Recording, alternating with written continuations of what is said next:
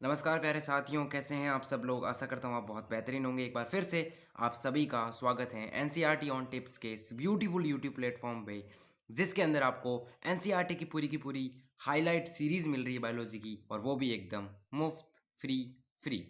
Yes, आप सभी तैयार हैं। जैव विविधता एवं संरक्षण अपना चैप्टर कंटिन्यू था और शायद 6 लेक्चर इसके कंप्लीट हो चुके हैं। आज 7वां लेक्चर है। पेशेंस रखिए, चैप्टर जल्द ही खत्म होने वाला है। एनसीईआरटी की एक एक लाइन समझाई जा रही है, एक एक लाइन को डीप में समझाया जा रहा है। एकमात्र यूट्यूब चैनल जिसके ऊपर हिंदी माध्यम की एनसीईआरटी हाईलाइट करवाई जा रही है। तो आप सभी को अगर ये चैनल पसंद आया हो और इस चैनल के वीडियोस पसंद आए हो, क्लास पसंद आई हो, पढ़ाने का तरीका अच्छा लगा हो, तो आप अपना सपोर्ट, प्रेम, प्यार ज़रूर बताइएगा। और हो सके तो अगर इच्छा है तो सब्सक्राइब भी ज़रूर कीजिएगा। चलिए, तो लास्ट क्लास के अंदर हमने रिवेट पोपर परिकल्पना कंप्लीट कर ली थी, और उसके साथ ही हमने हमने जैव विविधता क्षति को भी पढ़ लिया था। मतलब कि जो जैव विविधता है वो कहाँ कितनी हानि हुई है, थोड़ा बहुत डाटाबेस चीज़ें भी थी, और वो हमने कंप्लीट कर ली थी। आज जो है, जैसा कि मैंने लास्ट क्लास में बताया था कि आज हम पढ़ने वाले हैं जैव विविधता की क्षति के कारण। क्षति का मतलब होता है हानि। क्षति का मतलब होता है हानि, यानी कि जो जैव विविधता की हानि हो रही है, जिस दर से जैव विविधता कम हो रही है, उसके प्रमुख कारण क्या हैं। क्यों जैव विविधता में कमी आ रही है, क्यों जैव विविधता में कमी आ रही है, आइए चर्चा करते हैं। जातीय विलोपन की बढ़ती हुई दर जिसका विश्व सामना कर रहा है, वो मुख्य रूप से मानव क्रियाकलापों के कारण है। मेन जो रीजन है वो है मानव के क्रियाकलाप। मानव के क्रियाकलाप, इसके 4 मुख्य कारण हैं और निम्न उप शीर्षकों में इसका वर्णन किया गया है। 4 जो मेन कारण हैं जैव विविधता की हानि के, उन चारों का वर्णन किया गया है। और उनमें से पहला कारण है आवासीय क्षति और विखंडन। नाम से समझेंगे, आवासीय क्षति मतलब आवास की हानि, आवासीय क्षति मतलब आवास की हानि। किसके आवास की? ऐसे जीव जंतु जो पहले से जहाँ रह रहे थे, उनका जो आवास था, उस आवास को नष्ट कर दिया गया था। उस आवास को मानव क्रियाकलापों के कारण नष्ट किया गया और उसको विखंडित किया गया, यानी आवास तोड़ दिया गया। और जो आवास तोड़ा गया है, उसके अंदर जो भी जातियां रह रही थी, वो क्या हो गई? विलुप्त हो गई। तो विलुप्ति का एक मुख्य कारण आवासीय क्षति एवं विखंडन। आइए इसको पढ़ने का प्रयास करते हैं। यह जंतु एवं पौधों के विलुप्तीकरण का मुख्य कारण है। जो सबसे मेन रीजन है, इन 4 मुख्य कारणों में से भी जो सबसे मुख्य कारण है वो है आवासीय क्षति और विखंडन। नीट का सवाल, नीट का सवाल है ये मुख्य कारण वाला, जिसमें आवासीय क्षति और विखंडन जो है वो मेन रीजन है। क्यों ये मेन रीजन है? जरा सोचिए कि मेरा ये एक पेड़ है, इस पेड़ के ऊपर मेरे पक्षी रहते हैं, मेरे पक्षी रहते हैं। इस पेड़ को काट दिया गया, इस पेड़ को काट दिया गया, तो ये पक्षी सारे क्या हो जाएंगे? बेघर हो जाएंगे। इनका आवास तो गया, ये हो गए बेघर। बेघर हो गए तो ये फिर भटकना स्टार्ट होंगे, भटकना स्टार्ट होंगे, भटकना स्टार्ट होंगे, भटकेंगे सालों साल। मान लो यहाँ के सारे पेड़ ही काट दिए गए, अब एक पेड़ नहीं बचा और आसपास कोई पेड़ नहीं है ज़्यादा, तो वहाँ पर फिर वो पक्षी कहाँ जाएंगे? उनके पास अब कोई आवास ही नहीं है। तो ऐसे ये प्रोसेस थोड़ा लंबा चलता है ना। इस ऐसा नहीं कि एक दिन पेड़ काटा और दूसरे दिन विलुप्त, ऐसी चीज़ नहीं है। लंबा प्रोसेस है। आपने पेड़ काटे हैं, कुछ टाइम तक वो सर्वाइव करेंगे, जब तक वो सर्वाइव कर सकते हैं पक्षी लोग। लेकिन उसके बाद एक समय ऐसा आएगा जब उनके पास कुछ भी नहीं होगा। इसका मतलब वो क्या हो जाएंगे? विलुप्त हो जाएंगे। और दूसरी चीज, पेड़ काटा है आपने तो पेड़ विलुप्त हो गया ना। पेड़ काटा है तो पेड़ काटने के साथ साथ क्या चीज हुई? चलो, पेड़ काटने से आवाज तो खराब हुआ उसका, पक्षी का, लेकिन पेड़ भी तो कटा है। पेड़ भी तो जैव विविधता है, पेड़ भी तो जैव विविधता है। और पेड़ जब कटा है और वहां के सारे ही पेड़ काट दिए गए, अब आगे वो पेड़ कहाँ से आएंगे बताओ? आगे वो पेड़, जैसे ही नए पेड़ भी उग रहे तो उनको काट दिया जा रहा है। तो वो मानव क्रियाकलापों के कारण काट रहे हैं, मनुष्य लोग काट रहे हैं उसको। तो एट लीस्ट हो तो क्या रहा है? एट द एंड क्या हो रहा है?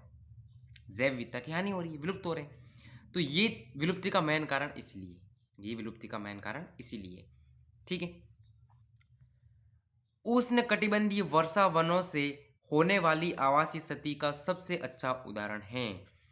अच्छा, हमने पहले पढ़ा कि इस इस पृथ्वी पर सबसे ज़्यादा जो जैव विविधता पाई जाती है वो पाई जाती है अमेजन के वर्षा वन या उष्णकटिबंधीय वर्षा वन।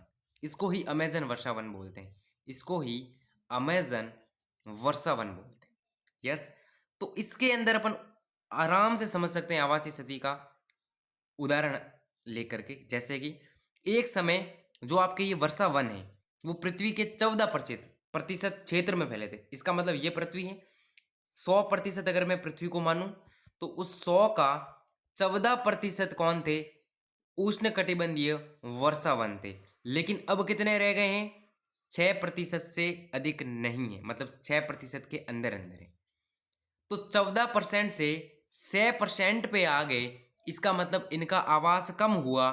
पहले ये 14% आवास में फैले थे, अब ये 6% आवास में हैं। इसका मतलब आवासीय क्षति हुई नहीं हुई? बताओ। आवासीय क्षति हुई मतलब वहाँ की जातियाँ विलुप्त हुई। आवासीय क्षति हुई मतलब जातियाँ विलुप्त हुई। और सबसे एनसीईआरटी की मेरी फेवरेट लाइन आगे आ रही है कि ये इतनी तेजी से नष्ट हो रहे हैं कि जब तक आप इस अध्याय को पढ़ेंगे हजारों हेक्टेयर वर्षा वन समाप्त हो चुके होंगे। इतनी प्यारी लाइन है और इतनी समझने की लाइन है और इतनी फील करने की लाइन है कि जब तक मैं ये चैप्टर बायोडाइवर्सिटी एंड कंजर्वेशन वाला जो चैप्टर पूरा पढ़ूंगा, वो एक चैप्टर जब मैं पूरा पढ़ूंगा तब तक मेरे हजारों हेक्टेयर वहाँ पे, कहाँ पे? वर्षा वनों में, उष्णकटिबंधीय वर्षा वन या अमेजन वर्षा वन के हजारों हेक्टेयर वर्षा वन समाप्त हो चुके होंगे। जब तक मैं इस चैप्टर को पढ़ूंगा हजारों हेक्टेयर वन काट दिए जाएंगे। है ना डीप बात? समझने वालों के लिए डीप है। विशाल अमेजन वर्षा वन, जिसे विशाल होने के कारण पृथ्वी का फेफड़ा भी कहा जाता है, इसी अमेजन वर्षा वन को क्या कहा जाता है? लंग्स ऑफ अर्थ, पृथ्वी का फेफड़ा। क्यों कहा जाता है फेफड़ा? क्योंकि यहाँ से आधी से ज़्यादा ऑक्सीजन मिलती है अपने को पूरे वर्ल्ड के अंदर। पूरी पृथ्वी के ऊपर ऑक्सीजन जाती है इस, क्योंकि ये विशाल है, क्योंकि ये विशाल है, क्योंकि ये विशाल है, क्योंकि यहाँ पर जैव विविधता विशाल है, क्योंकि यहाँ पर सर्वाधिक जैव विविधता है, तो यहाँ पर सर्वाधिक पौधे होंगे। सर्वाधिक पौधे होंगे तो यहाँ पे सर्वाधिक फोटोसिंथेसिस होगा। सर्वाधिक फोटोसिंथेसिस होगा तो सर्वाधिक O2 बनेगी यहाँ पे। और सर्वाधिक अगर O2 बनेगी तो O2 फैलेगी, हवा के अंदर जाएगी, यानी कि पूरी पृथ्वी के अंदर O2 मिल रही है इससे तगड़ी। इसलिए इसको पृथ्वी का फेफड़ा कहा गया है। पृथ्वी का फेफड़ा, एक एक लाइन समझाई जा रही है, एक एक कॉन्सेप्ट समझाया जा रहा है। उसमें संभवतः करोड़ों जातियां स्पीसीज निवास करती हैं। इस अमेजन वर्षा के अंदर करोड़ों जातियां या स्पीसीज निवास करती हैं। इस वन को, अब देखो, इस वन को यानी कि किसको? अमेजन वर्षा वन को सोयाबीन की खेती, इंपॉर्टेंट करना, स्टार मार्क, हाईलाइटर, जो भी चीज़ है आपके पास, पेन पेंसिल, सबसे अंडरलाइन कर लो। सोयाबीन की खेती, सोयाबीन की खेती क्वेश्चन पूछा गया है। सोयाबीन की खेती और जानवरों के लिए चारागाह, जानवरों को चराने के लिए, जानवरों को चराने के लिए और सोयाबीन की खेती करने के लिए इन वनों को काट कर साफ किया जा रहा है। अमेजन वर्षा वनों को, अमेजन वर्षा वनों को याद रखिएगा। खेती किसकी है? सोयाबीन की, और जानवरों के चारागाह के लिए।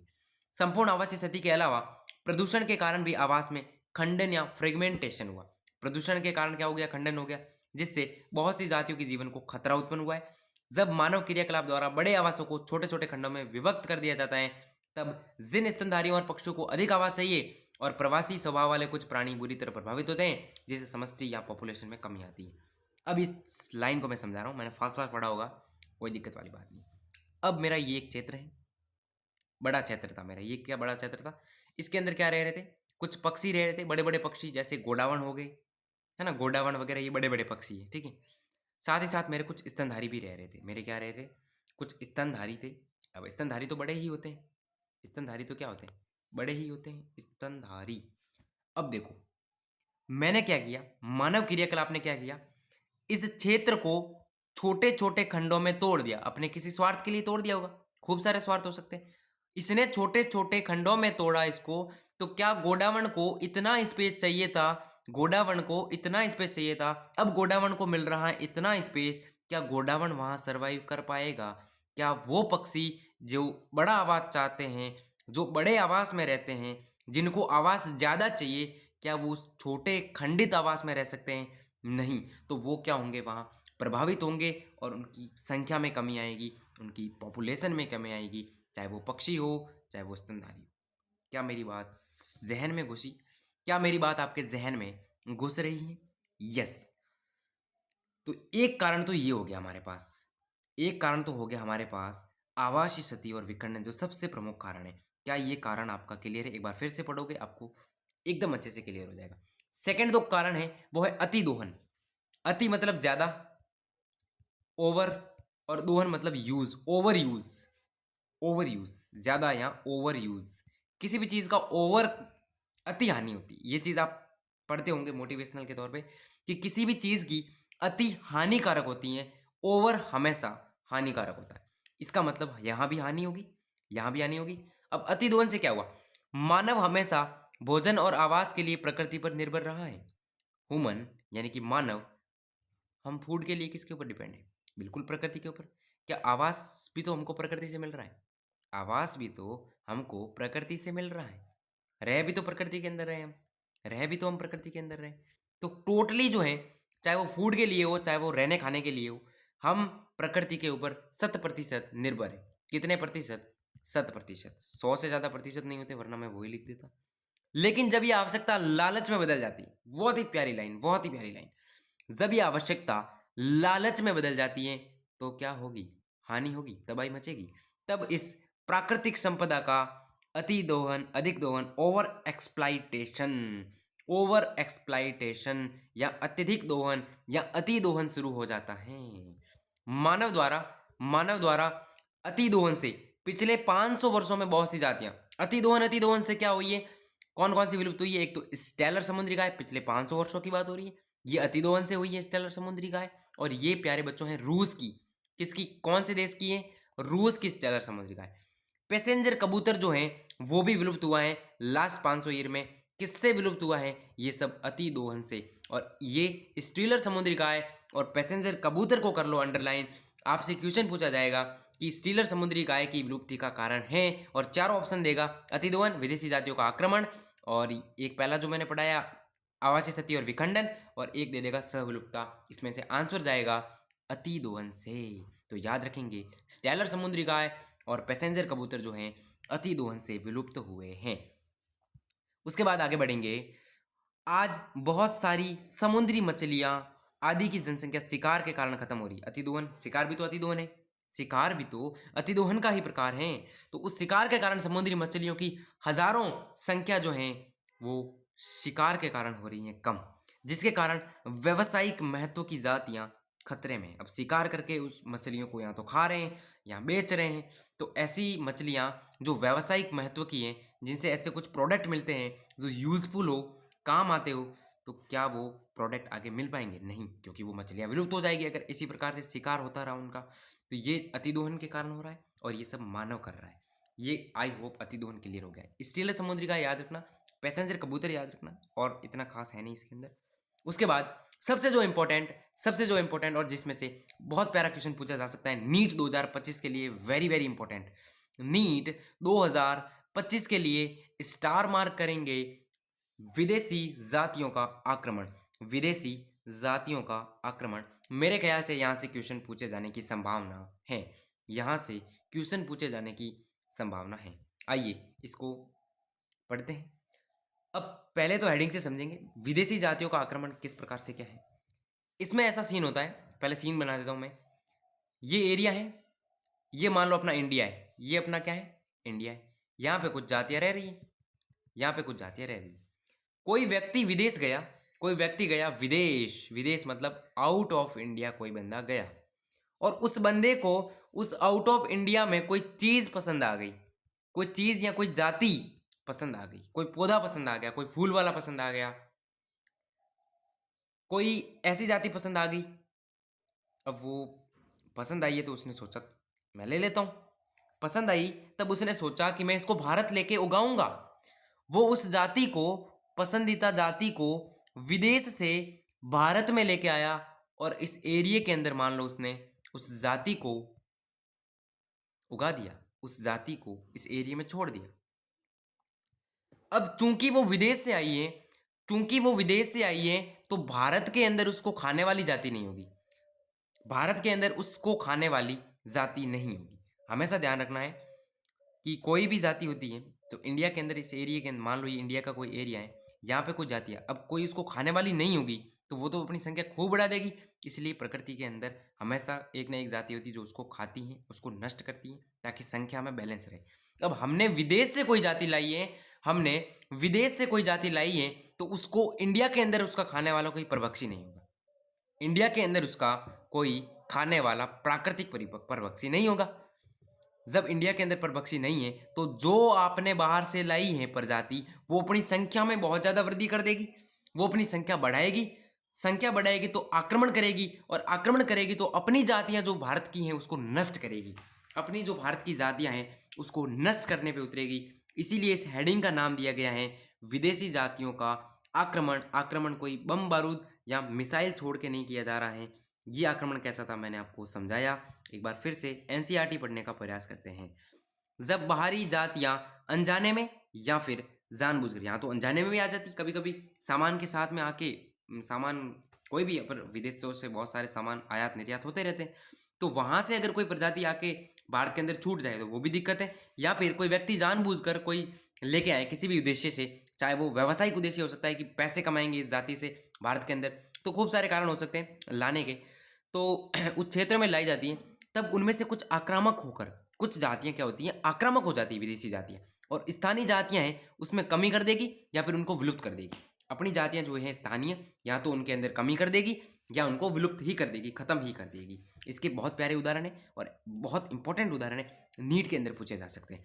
अब देखो, जैसे कि जब नील नदी की मछली, नील नदी, नील नदी, याद रखना, एक एक लाइन याद रखनी है यहाँ से। नील नदी की एक मछली है जिसका नाम है नाइल पर्च। मछली का नाम क्या है? Nile perch. उसको पूर्वी अफ्रीका की, उसको पूर्वी अफ्रीका की विक्टोरिया झील में डाल दिया गया।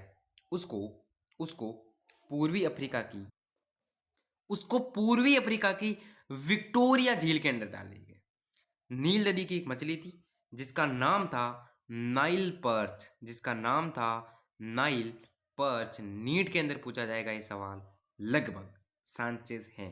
उसको पूर्वी अफ्रीका की विक्टोरिया झील में डाला गया, उसको पूर्वी अफ्रीका की विक्टोरिया झील में डाला गया। तब झील में रहने वाली पारिस्थितिकी रूप से बेजोड़ सिचलिड मछलियों की 200 से अधिक जातियां विलुप्त हो गई। मेरी बात ध्यान से समझो। नाइल पर्च नील नदी की मछली थी, नील नदी की मछली थी, उसको अपन पूर्वी अफ्रीका की विक्टोरिया झील में डाला। कौन सी झील में डाला? विक्टोरिया झील के अंदर डाला। तो वहां की सिचलिड मछलियां जो थी, सिचलिड, वो उस सिचलिड मछलियों की 200 से अधिक, यानी कि मोर देन 200 जातियां विलुप्त हो गई। तो क्या जो नाइल पर्च थी, जो नील नदी की एक मछली थी, क्या वो विक्टोरिया झील के लिए एक विदेशी जाति थी कि नहीं थी? बताओ। विक्टोरिया झील जो पूर्वी अफ्रीका की है उसके लिए विदेशी जाति थी।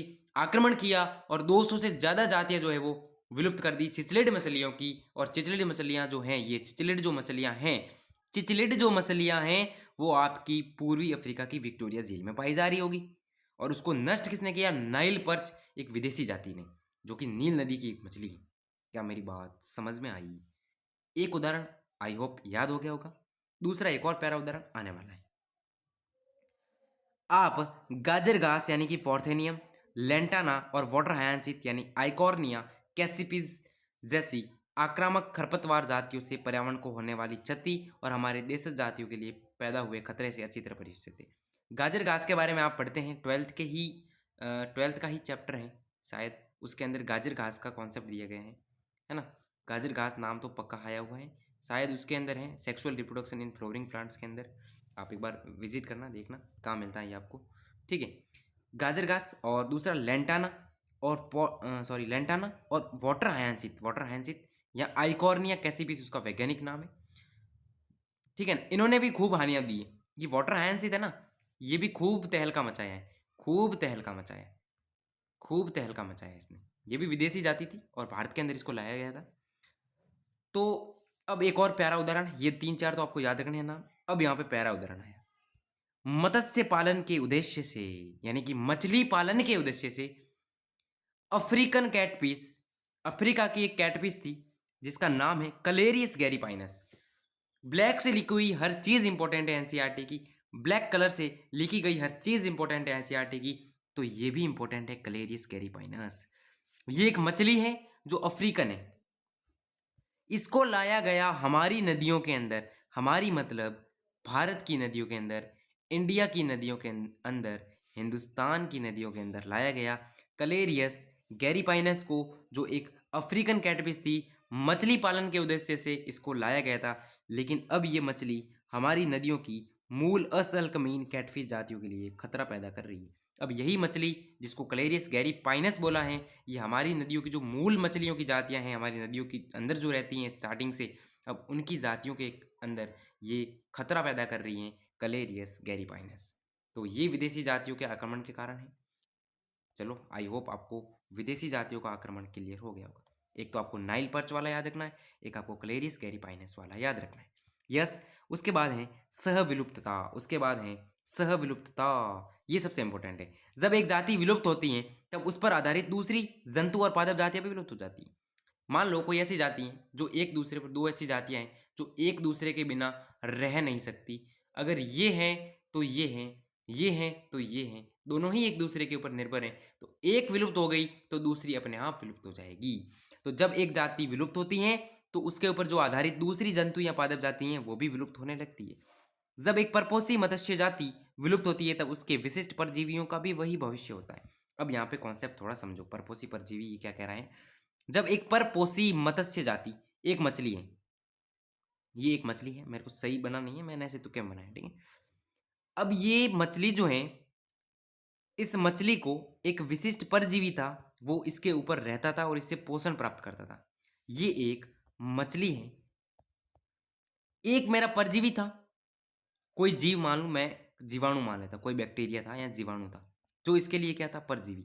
परजीवी का मतलब वो दूसरों के जीवन, दूसरों के अंदर शरीर के या शरीर के ऊपर रह के भोजन प्राप्त करते हैं। तो ये जो जीवाणु परजीवी है वो इस मछली की सतह के ऊपर रहता था और इस मछली से, केवल इसी मछली से वो है क्या करता था, खाना लेता था, पोषण प्राप्त करता था और जीवन यापन करता था।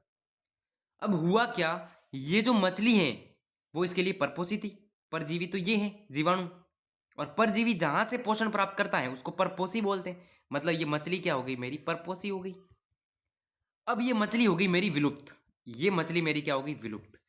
जैसे ही ये मछली विलुप्त हुई, अब इसकी संख्या नहीं मिल रही है, तो क्या ये जीवाणु पोषण कहाँ से लेंगे, ये इसी मछली से ले सकते थे और कोई इनके पास चारा ही नहीं था।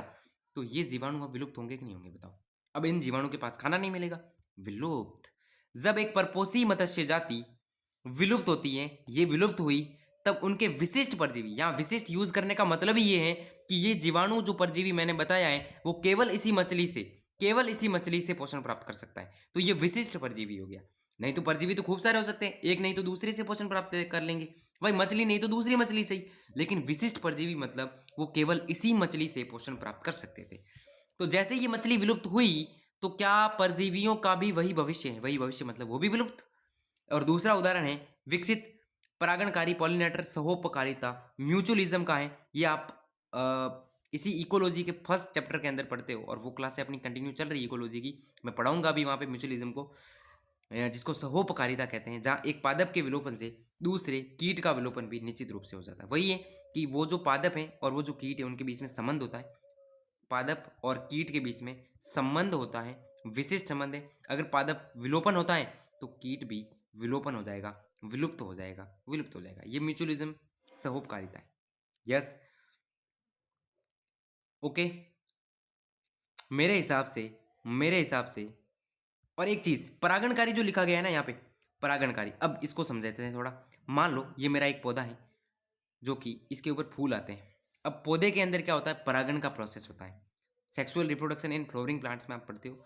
होता क्या है, इस पौधे का मान लो कोई कीट है, मैं मान लेता हूँ मधुमक्खी, मैं क्या मान लेता हूँ, मधुमक्खी जो है, वो मधुमक्खी इसके फूल के ऊपर बैठी और परागण चिपके फिर दूसरे पौधे के फूल पर गई और वहां पे परागण वो छोड़ दिए उस फूल के ऊपर, है ना। ये परागण का प्रोसेस होता है, ये परागण का क्या होता है, प्रोसेस। क्योंकि ये पर परागण मैंने बताया, पर परागण से समझते हैं, मतलब ये आप सेक्सुअल रिप्रोडक्शन फ्लोरिंग पार्ट पढ़ोगे तो अच्छे से समझ में आएगा। अभी मैं आपको थोड़ा सा बताता हूँ बस इतना, जो यहाँ पे समझ में आ जाना चाहिए आपको। ये पौधा था, इसके ऊपर कोई फूल है, उस फूल के अंदर होते हैं सेक्स ऑर्गन पौधे के, नर हो चाहे मादा हो, फूल के अंदर। यस, अब वो कीट उस फूल के ऊपर बैठेगा। ये जो कीट होते हैं वो उद्देश्य से तो आते हैं कि उनको शहद मिलेगा, मकरंद मिलेगा, अच्छी अच्छी चीज़ें खाने को मिलेगी, पोषण मिलेगा। लेकिन परागण चिपक जाते हैं, वो दूसरे पौधे पे बैठेगा तो वहाँ परागण छोड़ देता है और इस प्रकार पौधों के अंदर जनन कंप्लीट होता है, सेक्सुअल रिप्रोडक्शन। तो कीट, मैंने बोला कि इस पौधे का, मान लो इस पौधा नीम है ये, हालांकि नीम में ये कॉन्सेप्ट नहीं लगता लेकिन मैं इसको नीम मान रहा हूँ, आपको मान के चलना है। मान लो नीम के पौधे को केवल यही मधुमक्खी परागित कर सकती है। मान लो यही मधुमक्खी स्पेशल है जो इस नीम के पौधे को परागित कर सकती है और इसी से पोषण लेती है। तो क्या अगर मेरा ये पादप विलुप्त हो गया तो क्या मधुमक्खी की हालत भी वही होगी? क्या मधुमक्खी की हालत भी वही होगी? या फिर मेरी मधुमक्खी विलुप्त हो गई तो क्या इस पौधे को कोई परागित कर पाएगा कि नहीं कर पाएगा? मधुमक्खी विलुप्त हो गई माफ करना, मधुमक्खी विलुप्त हो गई तो इस पौधे को परागण कैसा कंप्लीट होगा बताओ? इस पौधे का परागण रुक जाएगा और इस पौधे का जब परागण रुक जाएगा तो सेक्सुअल रिप्रोडक्शन नहीं होगा। रिप्रोडक्शन नहीं होगा तो नए पौधे नहीं बनेंगे, नए पौधे नहीं बन रहे, इसका मतलब जो है वो है और वो एक समय बाद विलुप्त हो जाएंगे। यही कॉन्सेप्ट है सहविलुप्तता का। क्या मेरे हिसाब से आपको सहविलुप्तता का कॉन्सेप्ट अच्छे से समझ में आया होगा? तो आज हमने सारे जो कारण हैं जैव विविधता की हानि के वो पढ़ लिए बहुत अच्छे से। कोई डाउट हो कमेंट सेक्शन में छोड़ सकते हो डाउट को। जो मैंने इंपॉर्टेंट बोला वो अच्छे से पढ़ना, एक बार फिर रीडिंग करना ताकि क्लियर हो जाए। और आगे जो है नेक्स्ट क्लास के अंदर जैव विविधता संरक्षण पढ़ेंगे कि हमें जैव विविधता का संरक्षण क्यों करना चाहिए, क्या जरूरत आन पड़ी जैव विविधता के संरक्षण की और किस प्रकार जैव विविधता का संरक्षण है। यानी कि नेक्स्ट लेक्चर के अंदर इस चैप्टर को एकदम क्वालिटी के साथ मैं ख़त्म करूंगा क्योंकि इतना ही बचा है तो क्वालिटी के साथ इस चैप्टर का एंडिंग होने वाली है। शायद 8 लेक्चर लगे होंगे मेरे ख्याल से, तो इस चैप्टर की एंडिंग होने वाली। तो आई होप आपको आज का लेक्चर बहुत पसंद आया होगा। अगर अच्छा लगा हो तो आप लाइक कर लेना और अगर चाहो तो चैनल को सब्सक्राइब भी कर लेना। बाकी आपकी इच्छा है, पढ़ते रहिए। मैं तो कह रहा हूँ आपकी पढ़ाई इंपॉर्टेंट है, सब्सक्राइबर इंपॉर्टेंट नहीं है। Yes, okay, thank you so much guys, bye.